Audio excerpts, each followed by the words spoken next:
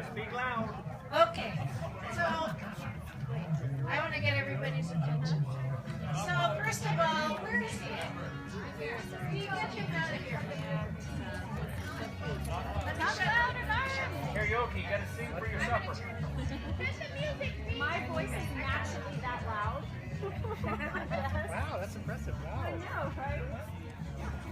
Or needs to talk a bit louder. So how much was the scoop when you were working there? Does this work? Who needs the Can you vote? hear me now? Can you hear me now? That's how we can tell you how old you Now are. I can tell how much There's a lot of pages left. Yeah, he runs away all the time. Pete, come back! Okay, so I guess I'm the talker. Okay, Barb. Go for it, Barb! Okay, can you hear me now? There you go.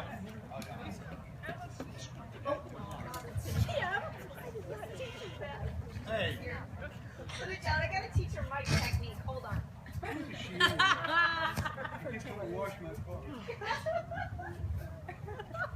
Okay, so I want to welcome everybody who came today. And the reason you came today is because you are very, very special in our lives. Either you worked Pete, for you're us, and so the spouses just kind of had to come along, or you worked for the company. Don't Angie. cry, Barbie. I'm not going to cry. Okay. Or we have the parents of the most employees from a single family, the Leonard family over there. You know, you've heard of the 7 little boys. Well, I had the 7 Leonards. And then we have Fred and Debbie, who are the parents of 2 girls that became our adopted daughters. Who? Hey, And now. then we have... Gotta heckle. Oh, and the tallest person here is Matt. Hey, wait a minute. I might challenge that.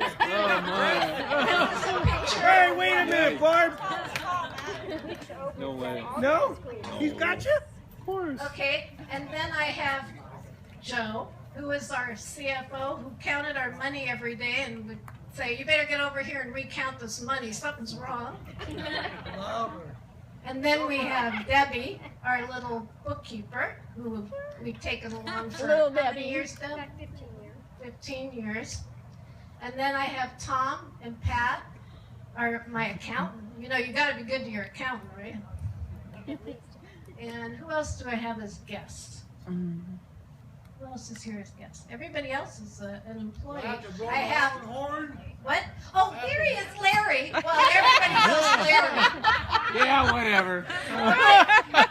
And Hetty. I'm getting there. Larry was the guy that was there every day with us on ice cream delivery day and putting the stock away, and he would help us like crazy because, you know, Pete was getting old and he couldn't really do it very much. We got you, Pete! And then our photographer here is Hetty, and I used to call her monkey arms because she could reach in the cooler and put the soft serve away. I couldn't reach in. With love. And then my best friend that I grew up with for the last 50 years. And Dee so it's very special. We've had some people come from a long way. Come back, Pete. I think the furthest is Pete. He's here from Florida. Cheryl just left, but they were in from Minnesota. Natalie, who's part of us. Natalie's was with us, the longest employee, for 12 years, and she came in from Michigan. Kristen came in from Oregon. Yay! Then we have San Diego, Kim and Kelly came up from San Diego. Yay! And Angela came up from Carlsbad. And Sabrina lives in Mission Viejo. Right? Am I getting this all right? Barb, you're on point as always. Okay. And Rick came down from Sacramento. Guess nobody's gonna be impressed to see me. Hey, wait, did I miss anybody coming from far away? How about me and Jackie next door? Okay, Jackie came all the way from right there. She came from right there. And we figured, how do you retire and not invite the people who came along for the ride with you to share that special day? So that's why you're all here tonight. Thank you. Thank you for coming.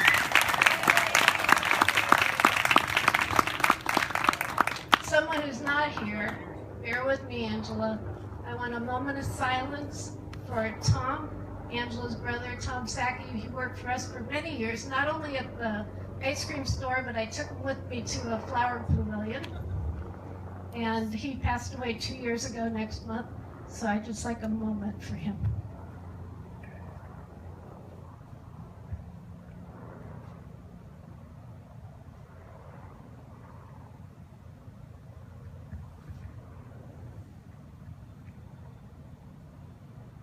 Thank you. It's really hard when you lose someone too early. Anyway, I'm going to open up this mic, but first we want to call Pete! Pete! We want Pete! Pete! Hey, Pete! we're gonna make a call to Andy, who wanted to make a toast. He couldn't be with us tonight in Baskin Robbins. He's in Lake Havasu, but he wanted us, because today with all the technology, we can just connect him. So, you know how to do that?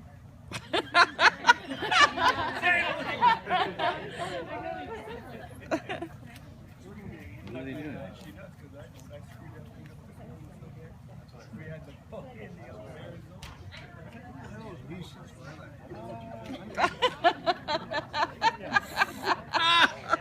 I'm wondering that myself about right now. Lisa's awesome. We love Lisa. Hello, hello. I love you, and I don't even know who the hell. Can you hear me? Yeah. Oh, okay. My name is Andy Hassan. I'm the Director of Operations for Baskin Robbins here in Southern California. And I wish I could be there with Pete and Barb.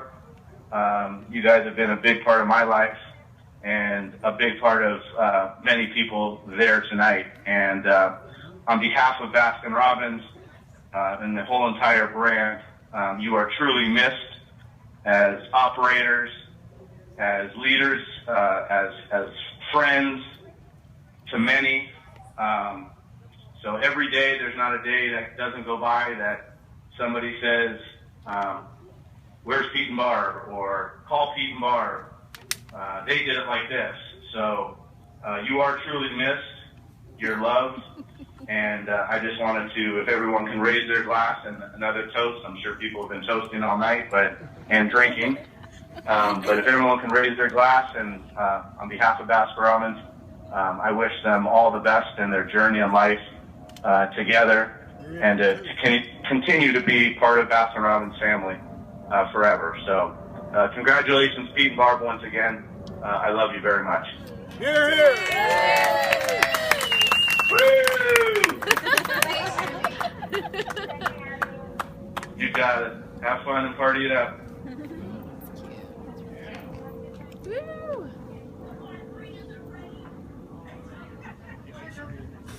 The margaritas are ready, if anybody wants a refill.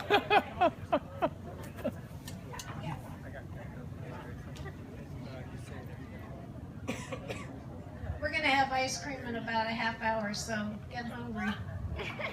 Because what good would we be if we didn't have ice cream? Yeah, right. So we want to open this up in case any of you have a little story or something you want to say. So you just raise your hand and we'll get a microphone over to you. Barbara, Jackie had something.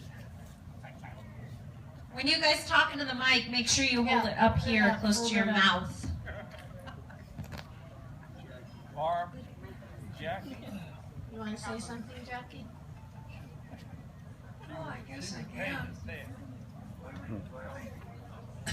Hello everybody, my name is Jackie. I live next door behind us, but I have known Pete and Barbara since they opened the store over at Baskin Robbins here and the other one they had. And they have been wonderful, absolutely fantastic neighbors. And I think we all need to give them a big rousing applause.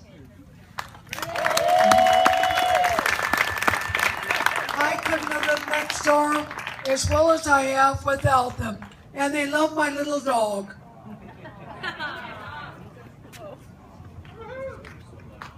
Jackie worked for us 37 years ago when we opened the second store, and Pete couldn't be in two places at one time, and I was working, so she went over and used to work at the store.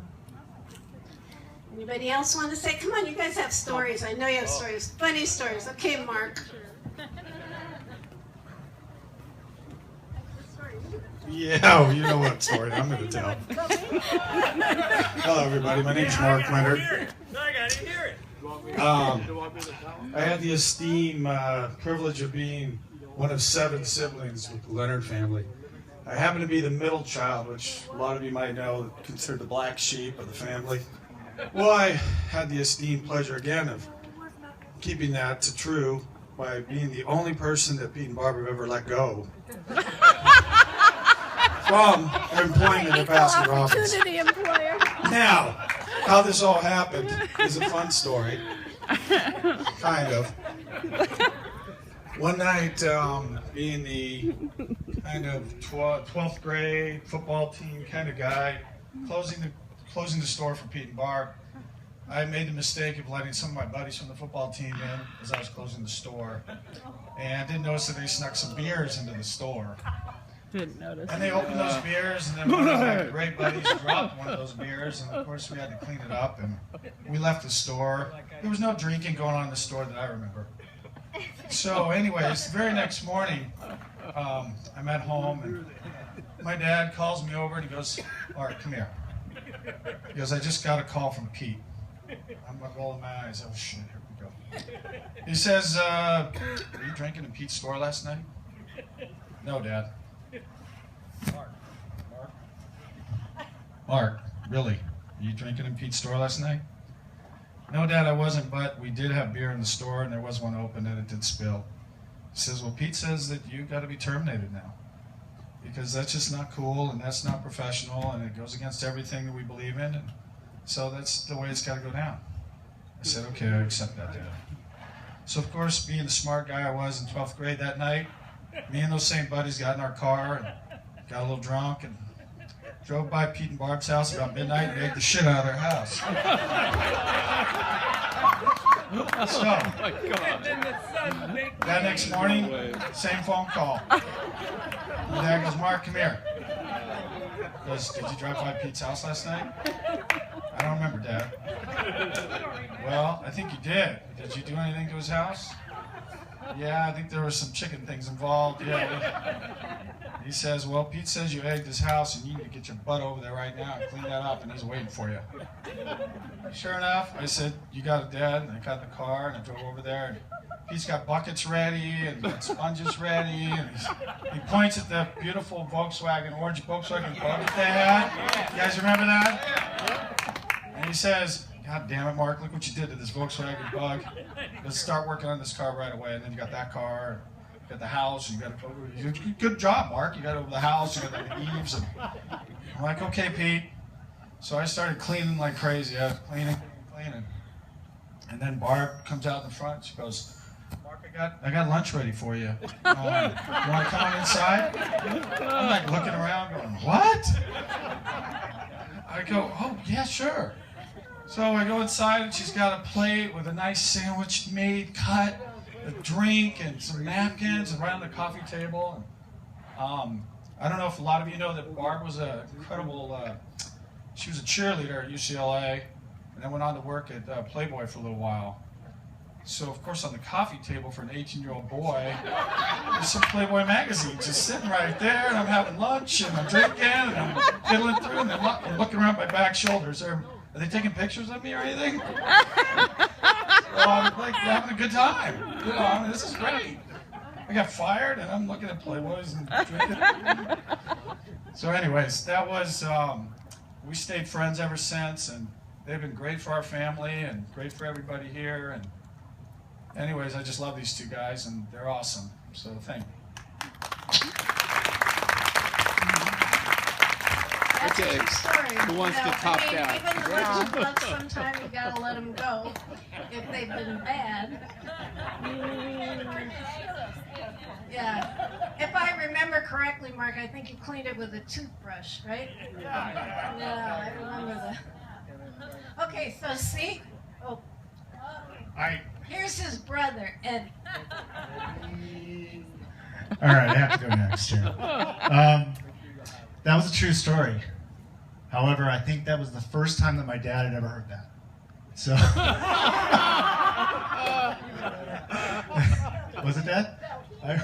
He did know. He did know. There are a lot of stories that we grow later in life. You got 5 boys, 2 girls. We get around at night and tell stories. And yeah, what? You did what? You did that to that? You got arrested? When? Yeah, don't worry about it. We're older, we're good. Anyway, I was one of the first. I was an OG. So in law enforcement terms, that's what I'm a deputy sheriff, and OG means original gangster.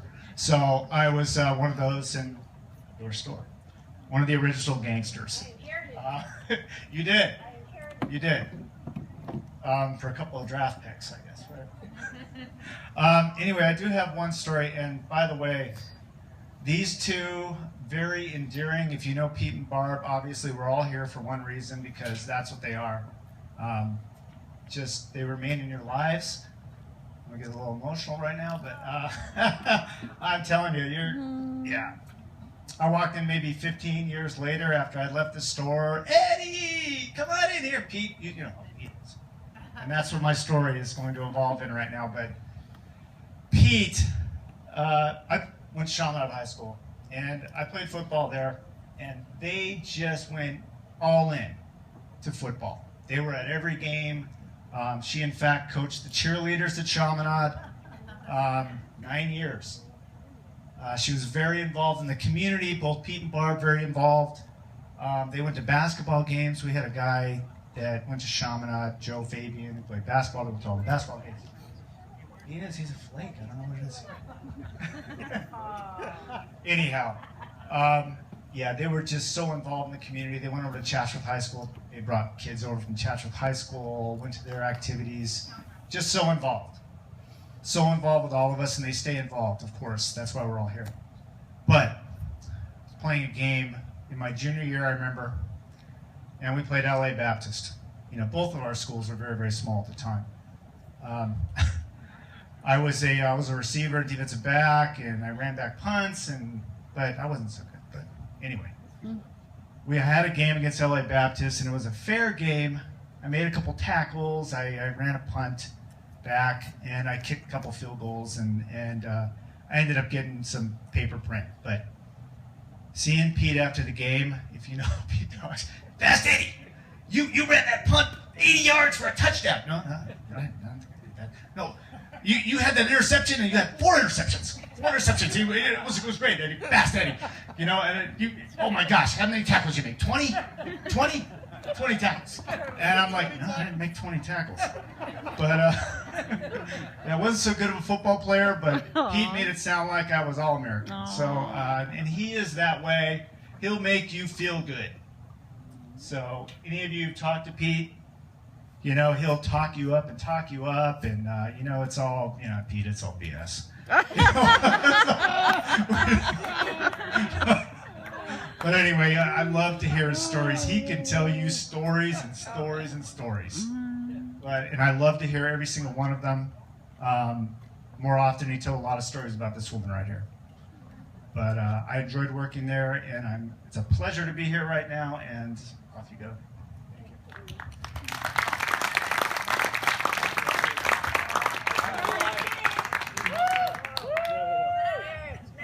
But wait. Okay. It's on. It's on? Okay, but he's lying. Okay, but like that? No.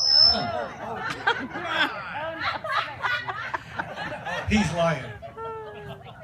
Now, the reason why I called him Fast Eddie, and that's the truth, I gave him that name, Fast Eddie, on Chaminade football team for 2 reasons. See, he doesn't want to say this, but I'll tell everybody this. He said he wasn't a good football player. probably the only football player on Chaminade, and we went to every game for years. And Eddie, I'm going to tell the truth now. Rena, where's Rena? I'm going to tell you something about your husband you don't know, okay? Eddie went both ways. What? You did? Okay, so for those of you who don't know what going both ways means, let me explain this to you. Eddie would come off the field on offense and run right back out there on defense. So that's why I called him Fast Eddie. He would come in and go right back out. And he did this for the whole game. Nobody, no football player does that. Eddie did that. That's how he played football. He was either running the football on offense, or he was either tackling the football on defense, but he never got off the field. And that's how Eddie got his name, Fast Eddie, from me. Is that the truth, Eddie? Well, we didn't hear that from you, right?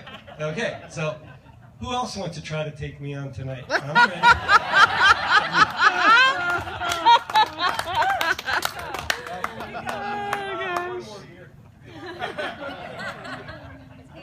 This is the other Pete we had.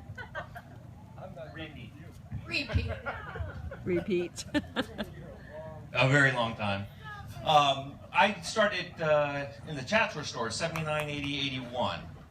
But I had the dubious pleasure of being sent over to the Northridge store late 80s.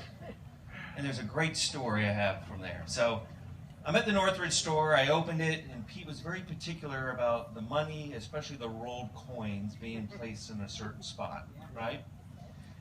So day opens, we're doing great. I forget the young lady who I'm working with. I go out, I have lunch, and I come back from lunch. Northridge store, I go in the back, there's a bathroom, grab Sports Illustrated, sit down. I come out, and the young lady has a flushed look on her face. Upset, she's tearing, she's crying. While I'm in the bathroom, a guy comes in, pulls a gun, and robs the store. Oh my gosh. I pick up the phone, I call Pete, you called the Chatsworth store, drop money, etc., etc., etc., and I look in, I said, but Pete, everything's okay. They didn't get the rolled coins. So that was my story, but I know. It was a sit-down job, I'm sorry. But it was a terrible story, I know. No, Pete and Barb were great enough. When I first started at Baskin-Robbins, I remember I lived off of Lassen, down near Mayall, used to ride my 10-speed bike up. We'd all sit in those desks and get the lecture about cleaning the front stoop and mopping, etc., etc. And it was something that you guys instilled into me that I've carried all the way through. It's just a good, strong work ethic. And thank you, because I think you've carried that on to everyone else. Okay, thank you.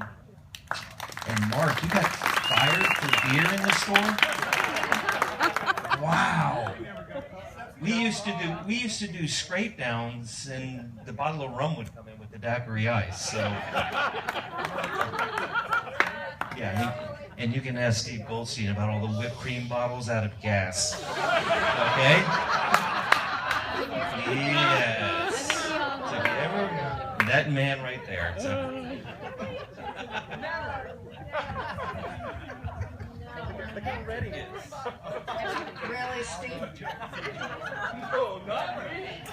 Okay, this is Joe. Yeah, Joe will be good. Oh, man. Yeah, first job in high school with Pete and Barb. You know, I think everybody knows that this is just a big family. I mean, it's the recruiting. I was the Chatsworth, brought in by the Chaminade that lived on the street, the Phil Potts. Jim is not here tonight, but I think one thing you always remember is how kind Pete and Barb were to us, and sure beat flipping burgers at McDonald's. So it was a blessing to work with them, and I think one of my favorite events is going fishing with Pete up at Big Bear.